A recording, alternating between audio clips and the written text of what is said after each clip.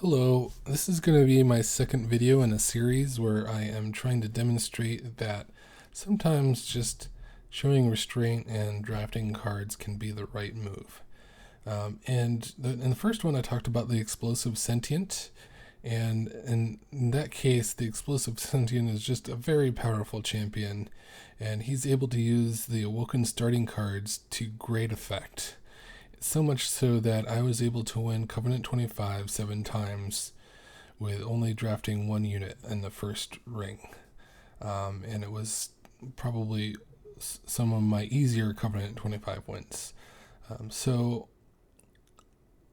but it's my theory that it's not just the explosive Sentient that can get away with showing restraint. I think that a lot of failed runs are to do with overdrafting cards.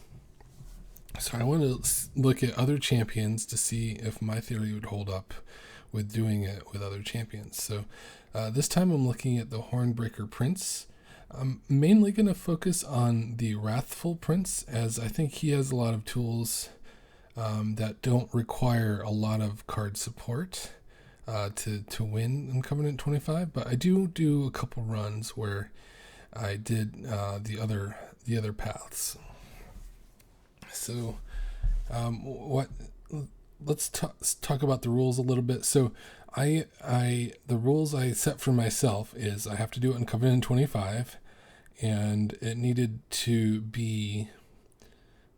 I could only draft one card, so it's a little bit different than the first time. I didn't say it wasn't necessarily a unit, and especially for the Wrathful Prince, I think sometimes getting too many units is the cause for losing. So I in some cases got spells, and in a couple cases I got units.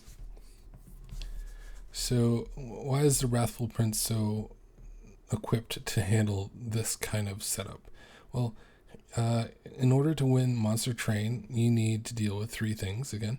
So those three things are: you need to be able to kill the boss and survive against relentless combat for long enough to kill him. So either that means high damage and you don't need to last very long, or moderate damage and you need to be able to last longer.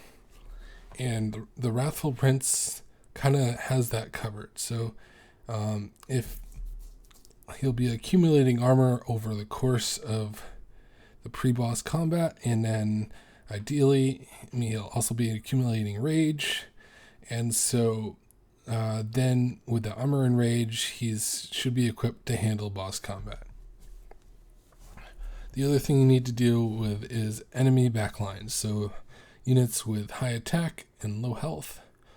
And this is where the Wrathful Prince doesn't necessarily have the built-in tools with the starting cards. And so this is one of the things I was looking for with my one free card that I was allowed to draft.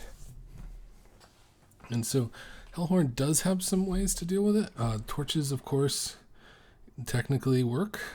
They're not very good. They need to be upgraded, and they only deal with one at a time. So it's not the best. They also have Vent. That one's a lot better in that once it's upgraded, it's much better at dealing with backlines. And they have some other they have Hornbreak as a card, single target again. So they're okay, but not ideal. So this is kind of where I looked for the secondary clan support. And Awoken is by far the most obvious pairing, I guess, the easiest pairing, the best pairing. I don't know. I hate to say best, but they're very good. And the reason is they have access to spikes. And spikes, you apply it to a unit, and whenever somebody attacks that unit, it does damage to them. And here's the important part. If that kills them, it counts as the unit they attacked killing them. So even though you used a spell to do that, it's the unit that gets credit for the kill. So with the Wrathful Prince, they get attacked, they get raged for getting attacked, and then they get armor for killing the unit, which is great. The other tools us that Awoken have are Glimmer. It's an AoE spell, kind of serves a similar purpose to Vent, but it it's just another option, and it's common, so you can start with it. And you don't have to cast it like last on your turn, so sometimes that the order is important. And they also have sweepers, which I've said this before, but I think sweepers are specifically not ideal for Seraph the Temperate, but they're fine in other fights. And the problem with both Glimmer and sweepers is with the Wrathful Prince is he doesn't get credit for those kills. It does reduce his incoming damage, so maybe if he wasn't going to kill them anyway, it's good to do that so that he retains his armor, but it also means he gets less rage gain. So it's not the best, but it is a good solution that you can work around. And you'll notice one of my runs did take big advantage of Glimmer, which is the one I did on beta. And the reason for that is, like, you'll notice I started with Sharpen on that one, so you generally you'd want to just let Sharpen kill everything, but the new boss has melee weakness, so normally with spikes you gain more armor than you lose from killing those backline units if you have at least a couple levels of the Wrathful Prince. But with melee weakness from the new boss, you don't. You lose more, and that's not something you can sustain. So Glimmer was important for beating Seraph the Patient, turns out. Interesting mechanic for sure. So Woken has great ways to deal with the backline, but Woken are not the only clan that you can get away with just drafting one card. So I'm showing off some more runs here. I did Umbra, the card I drafted there was actually a Hellhorn card reinforced, but I started with Perils of Production, which gives you rage, and Hellhorn has a lot of rage-based artifacts, and it gives you energy, so I didn't have to worry about Ember Drain or anything like that.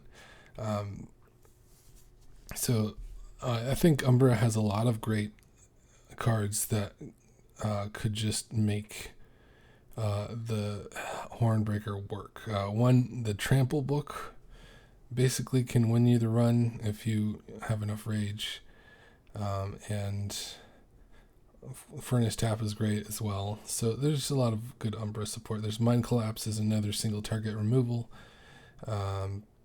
There's a lot of good spells actually. So Umbra's a great clan for it. And then for something completely different, I did a Stygian run where I had Sap Totems as my one card that I drafted and duplicated.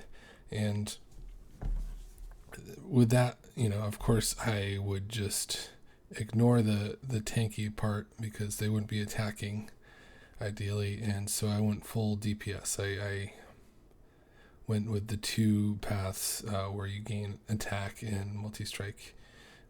So that one worked out pretty well. And I did that a couple times.